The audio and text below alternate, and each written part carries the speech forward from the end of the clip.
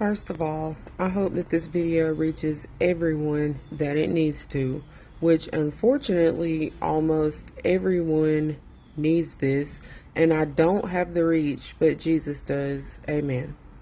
So this video is about the black talk that black parents talk to their children about.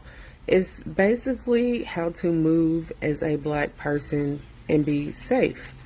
I didn't want to cover the Nolan Wills death because we black Americans are motherfucking tired. We are heartbroken. We have been shown for over 400 years that this country doesn't give a fuck. We know the laws, rules, and regulations are set to favor and continually uplift and protect white people. But I had already wrote about having the black talk with my son, and I wrote it in May.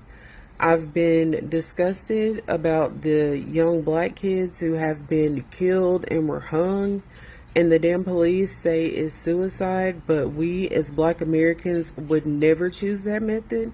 A tool of our oppression, a horrifying act used against us. Strange Fruit. I have a video about Strange Fruit and Billie Holiday. Please watch it. It applies. But then I decided that Nolan's life being discarded and treated like his life didn't matter.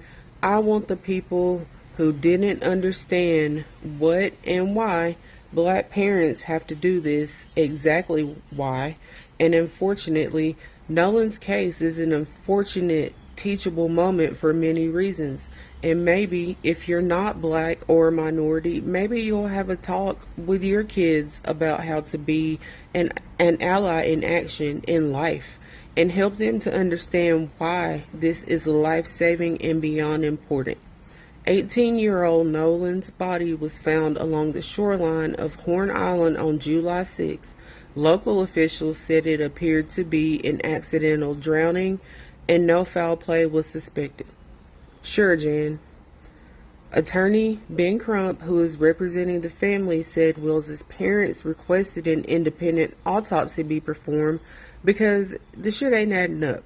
So as we all know, Mississippi is and always has been heavy on the racist bullshit, and we know the good old boy system is up and popping because it always has been, and it's been emboldened by the rotting orange. This is what life has always been for black people, and the trauma is carried in our DNA, literally. I'd like to point out that Jackson, Mississippi is where this is happening, and it's also where The Help movie was set, right? That's interesting.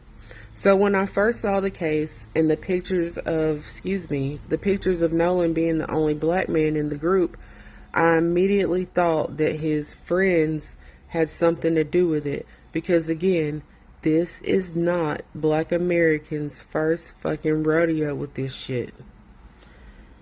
You have the mommy judge, again the good old boy system, and the complexion for protection.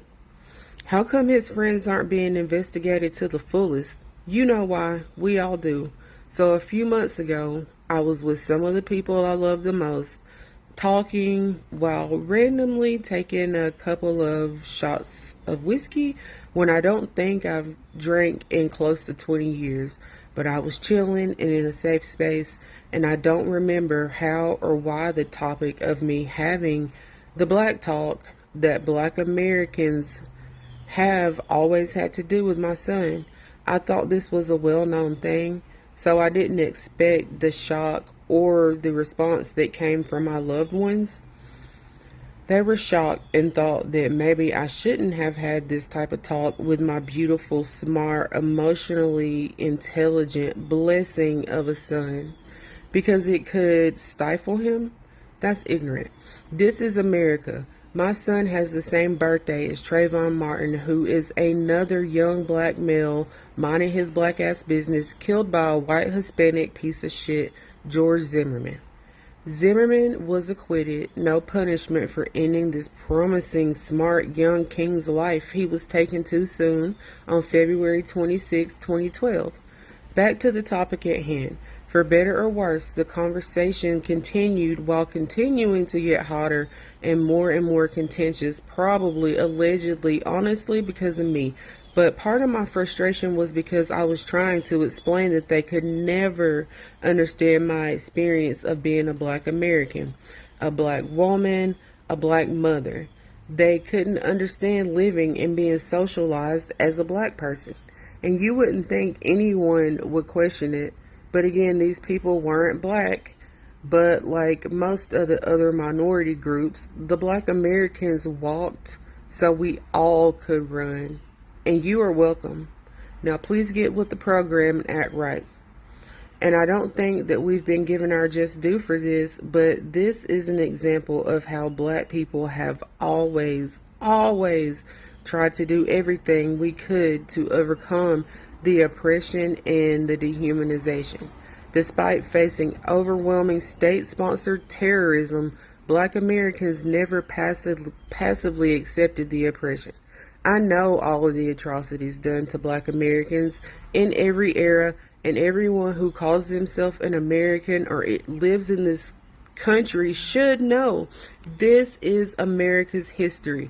One thing I vividly remember is being asked is, well, what are black people doing now to make things different?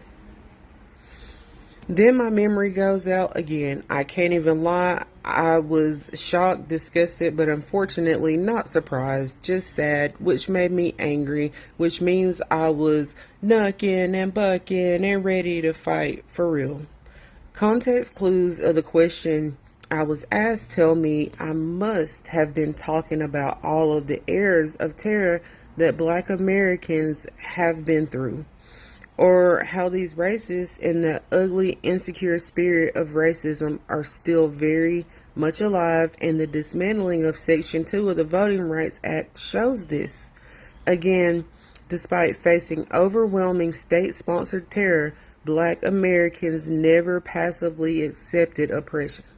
I'm going further into this sentence, and this sentence alone lit my whole ass, mind, existence, and life on fire, as I will obviously touch on again. The damn United Nations finally adopted a resolution declaring the transatlantic slave trade the gravest crime against humanity. The resolution was spearheaded by Ghana and received 123 votes in favor. 3 countries, Argentina, Israel, and the United States, voted against, and 52 abstained. The United States deliberately refused to acknowledge this. Why, do you ask? I already told you, and you already know why. And people shocked, surprised that I have the black talk with my son? Should I abstain from telling my son what time it is? Sure, Jen. Racism is based on a few things, I think, and none of them are correct or, more importantly, godly. The unfortunate, unnecessary killing of Nolan Wells unfortunately proves my point, and as I sadly listen to his parents talk about basically having the talk with him, I realize that this still is a black thing, but it should be an everyone thing. American culture is basically thanks to black Americans. I don't believe that there is a place where black American culture hasn't reached and been celebrated and replicated. Basically, the whole world wants our rhythm and not our blues. Y'all know this shit is not right. If I said that a young white man had went missing with a bunch of black young men, this case would be handled completely different, and you know that. And Nolan's beautiful, heartbroken parents deserve answers. Before I go, I'd like to repeat that every race should stand in solidarity with us. Please find resources or speak from your heart about what you know is right and true.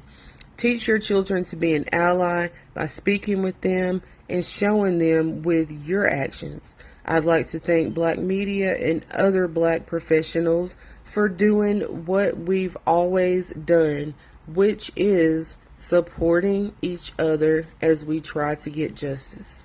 Amen.